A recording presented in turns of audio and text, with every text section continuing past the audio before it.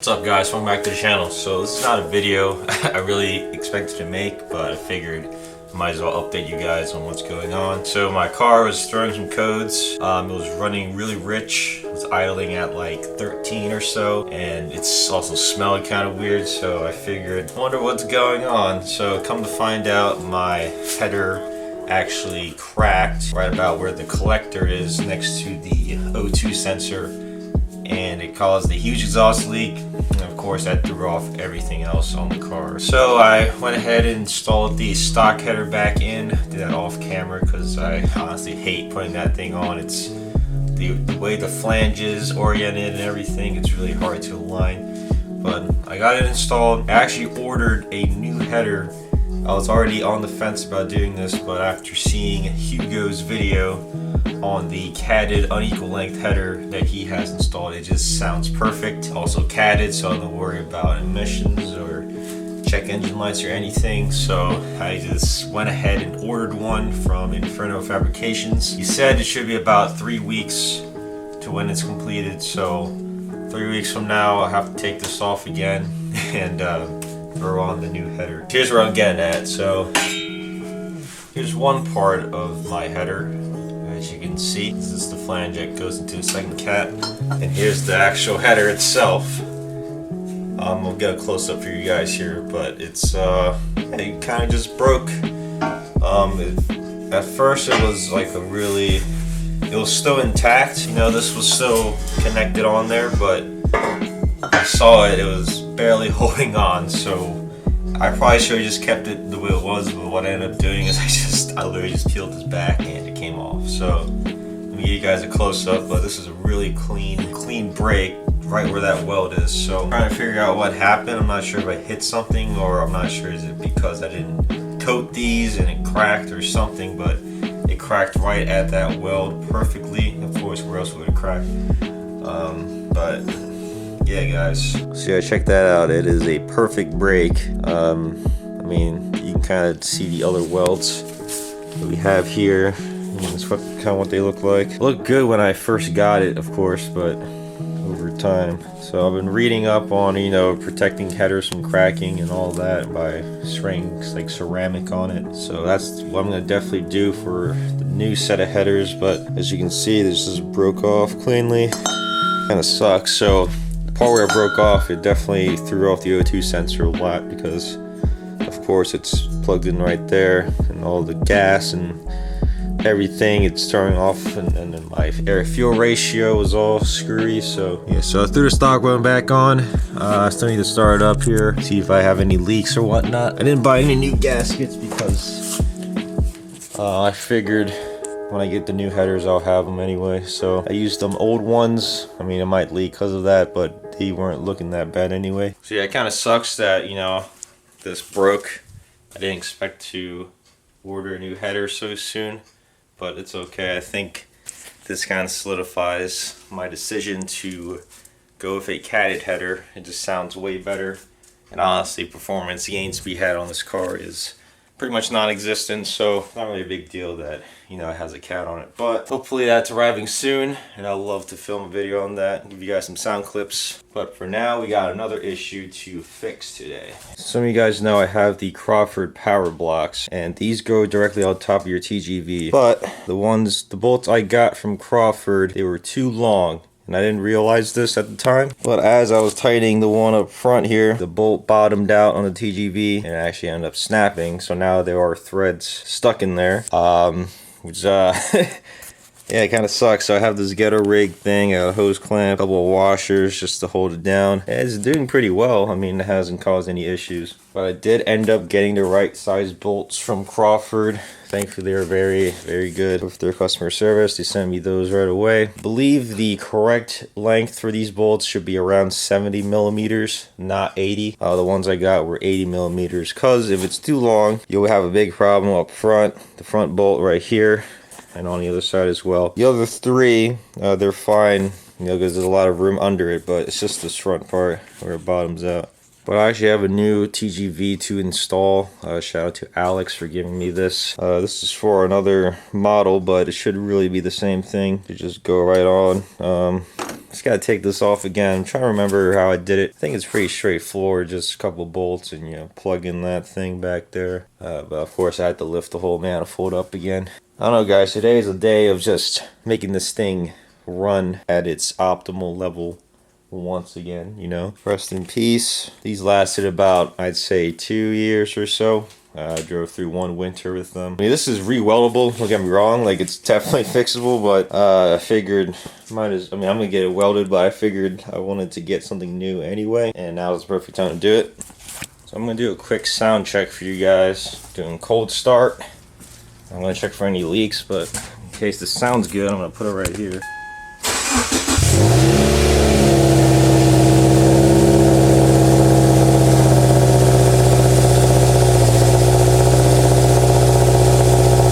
Sound too bad, right? So I'm gonna clean some of this stuff up, the splash shield back on, and then I'm gonna go ahead and tackle this TGV project. Hopefully it doesn't take that long. Well, nothing feels bad. I'll probably throw on the GoPro.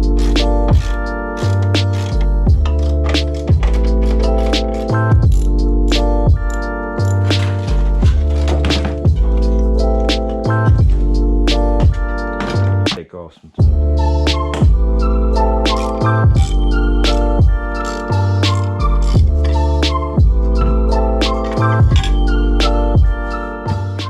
Might not have to take off the lines. All I'm doing is changing the TGV out. Yeah, I'll have to take off the EGR pipe to be able to lift up the manifold, but I don't think there's much else to unplug. So I'll be honest, guys, it's kind of tough to film this since I'm trying to figure out what's the best course of action to tackle this job, because I'm not sure what I need to take off. I think it's easier for me to focus on this. So I'll just update you guys when I have the new TGV in. Be right back. Alright, so to power some editing, I got the new TGV in. There it is, no more hose clamp and ghetto rigging. So what I'm gonna do now, after I put on the intake, is, well, of course, clean everything up and also do the idle relearn. So I do have the battery disconnected right now. What I'm gonna do is connect the battery, turn on the ignition, let it idle for a little bit, and do that whole procedure. Then hopefully everything is resolved. My air fuel ratio is good, no check engine lights, and that's when you know you had a successful install. So I might clean the throttle body while I'm at it, since, you know, I'm already at this point. New TGV in, Crawford blocks back in, intake back in, the MAF plugged in, air filter, battery, EGR is back there. Yeah, I think that's it, guys. Everything should be good. I'm gonna do the idle relearn procedure. So I connected the battery back, hop in the car. Got some directions on the screen. That is to turn off all the lights, which I have done. Nothing should be on. Just think the battery for 30 minutes. It's been way over that. Reconnect battery. Onto the on position.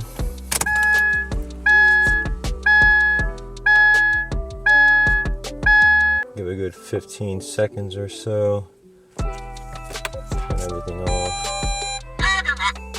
Of course, can't get everything. But I'm gonna start the car. Hopefully everything works. So we're gonna let it relearn the idle here. It's pretty good so far, but of course, you know, cold start. So it says to let it run for 10 minutes. So 103, back at 110. I'm gonna turn the car off and repeat the process. All right, so it's been about 10 minutes now. After engine's run for 10 minutes, don't touch the accelerator. Turn off engine, leaving it off for 20 seconds. So I'm gonna turn it off right here. Right, back in the on position.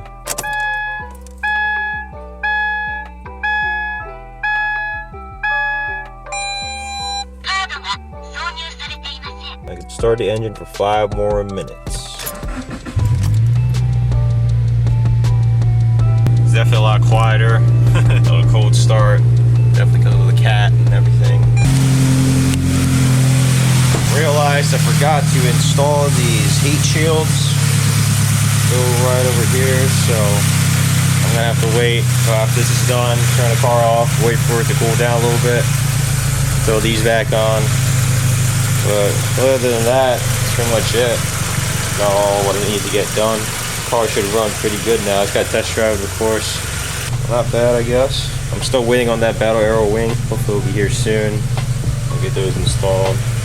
And also we're waiting on the header now, so should be a fun video. Alright, so getting a little test drive now, making sure everything's all good.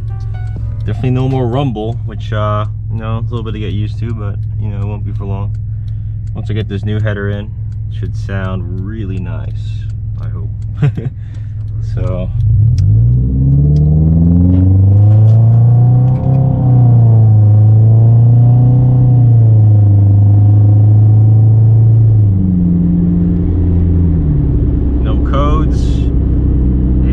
look relatively normal. Probably should take a little more time to adjust, but no codes especially is what I was looking for.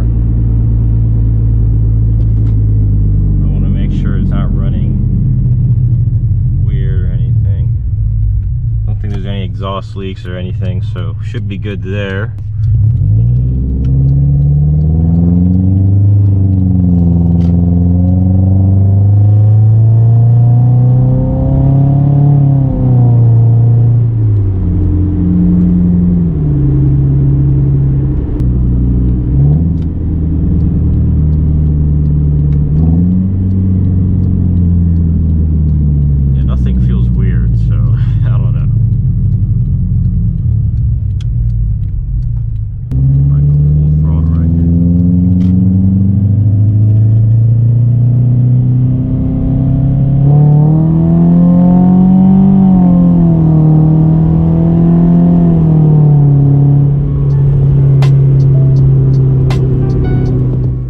So I think that's gonna wrap up the video, guys. Thank you so much for watching. I know it wasn't much installs or anything crazy interesting, but I felt like I wanted to update you guys what was going on with the car. But now that all of it's fixed, now we just have to wait for more parts. I got the battle arrow wing on its way.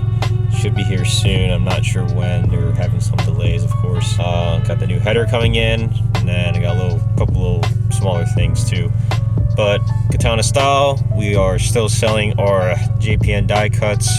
We'll be closing the store here soon to prep for the next release. I do have some new slab stickers and circle stickers on the way, printed stickers, and hopefully I can release those by Memorial Day weekend or maybe a little bit after that. That's the goal. I do have the slab stickers already, but I'm waiting on the printed circle stickers. So cop a die cut while you can. I mean, they'll still be for sale whenever you open the store, but I figured if you guys haven't picked one up and would like to, feel free to do it now. Remember, you can use code YT20 for 20% off your entire order. I have this code exclusively for my YouTube supporters, so I would take advantage of it if you can. But as always, thank you guys for your support. This is the road to 1K. Hope to reach that here soon. I think we can do it, so I'm very excited. Be sure to check out Katana Style at katana.style, katanastyle.com. Follow me on Instagram at will.kgfx, and I'll catch you guys in the next video. Peace.